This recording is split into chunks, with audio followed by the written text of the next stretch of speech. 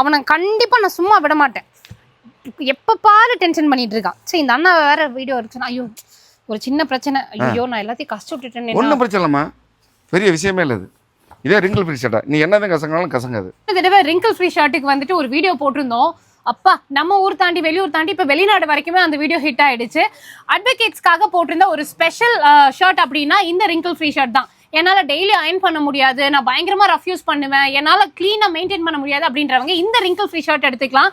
இதை நீங்கள் என்ன தான் போட்டு புழிஞ்சு உருண்டு பிறண்டு எடுத்தாலுமே இங்கே பார்த்தீங்கன்னா இந்த மாதிரி நல்லா பளிச்சுன்னு ஆகிடும், அயன் பண்ண மாதிரி ஆகிடும்.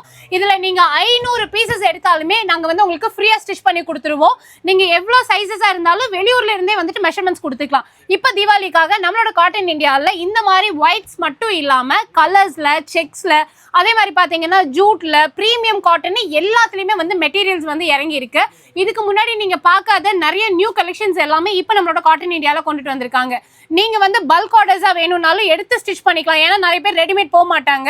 ஆனால் அவங்களோட ஸ்டாஃப்ஸ்க்கெல்லாம் வந்துட்டு சைஸ் வாரியாக ஸ்டிச் பண்ணி கொடுக்கணும் அப்படின்னு நினச்சாலும் சரி, இல்லை ஹோல்சேல் ரேட்டில் எடுக்கணும் அப்படின்னு நினச்சிங்கனாலும் தாராளமாக நம்மளோட காட்டன் இந்தியாவை நீங்கள் விசிட் பண்ணி பார்க்கலாம். இப்போவே ஸ்டிச்சிங்க்கு கொடுத்தீங்கன்னா தான் சீக்கிரமாக உங்களோட பார்சல் உங்களுக்கு கிடைக்கும். உண்மைதான், ஒரு நாளைக்கு 150 சட்டை ரெடி ஆகுது.